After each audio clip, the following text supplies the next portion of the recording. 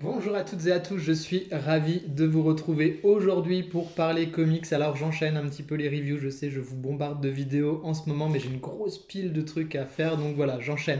Aujourd'hui, on va parler de l'intégrale tome 2 des Tortues Ninja. On retrouve alors, toutes les qualités de l'intégrale 1, hein. Je la remonte si vous ne l'avez pas vue, mais il y a une vidéo sur la chaîne si vous avez envie de découvrir.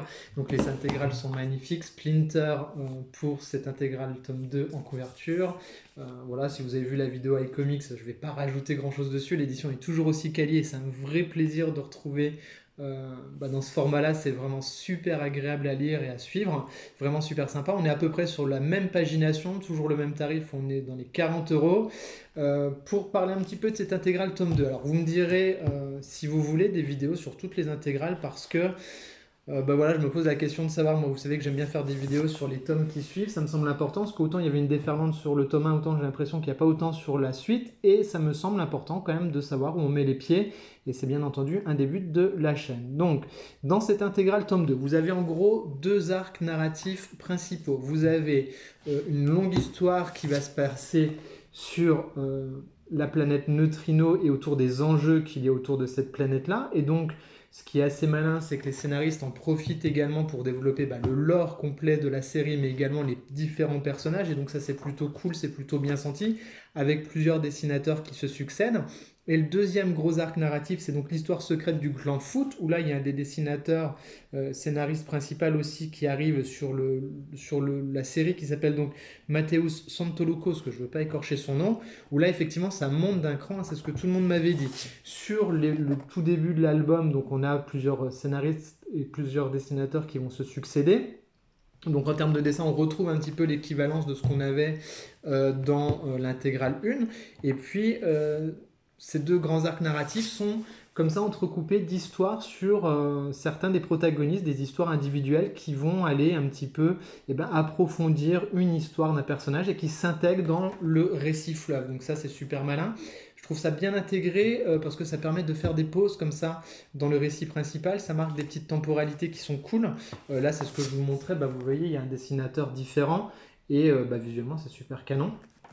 Je vais vous montrer l'histoire secrète du clan Foot après que vous vous rendiez bien compte. Parce que voilà, vous avez une grande partie de l'album, vous allez avoir ce type de dessin qui est un petit peu plus cartooning. Alors moi, ça ne m'a pas dérangé du tout, hein, comme j'avais pu le dire dans l'intégrale tome 1, hein, vraiment ça se lit très très bien.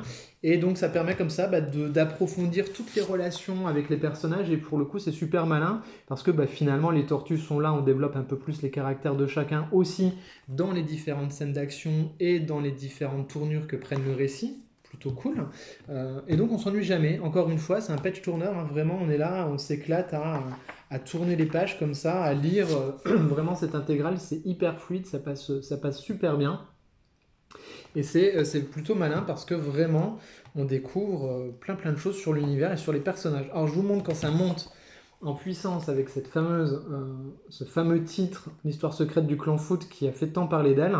Donc vous voyez, on monte vraiment d'un cran quand même au niveau du dessin. Vraiment, le trait gagne en épaisseur, le trait gagne en maturité. Alors je vous montre, hein, vous allez voir tout de suite. Si vous étiez encore un petit peu réticent à vous lancer, notamment par rapport à la partie graphique, là vraiment, si c'est de haut vol comme ça tout le long, ça va être complètement dingo.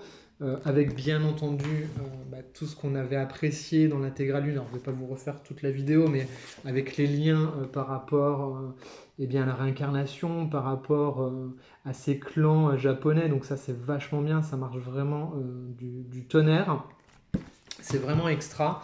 Alors, je vous spoil là, hein, mais je vous montre, hein, le dessin est vraiment top. Vous voyez, les tortues en plus gagnent en caractérisation, les bandeaux sont mieux faits avec un style particulier, le trait est vraiment un peu plus gras, le découpage est aussi un petit peu plus nerveux, un petit peu moins cartooning, un petit peu plus cinématographique entre guillemets, même si j'aime pas dire ça parce qu'on est vraiment sur de l'art séquentiel de la BD, mais on gagne quelque chose en maturité et en puissance qui est vraiment super intéressant. Donc voilà, c'est du tout bon pour l'intégrale tome 2. J'ai du coup envie de lire la suite, hein. J'ai hâte, je sais pas quand sort la prochaine, hein, de ce que disait apparemment Sullivan sur la vidéo de iComics, ils vont essayer d'en sortir 4 à 3 par an.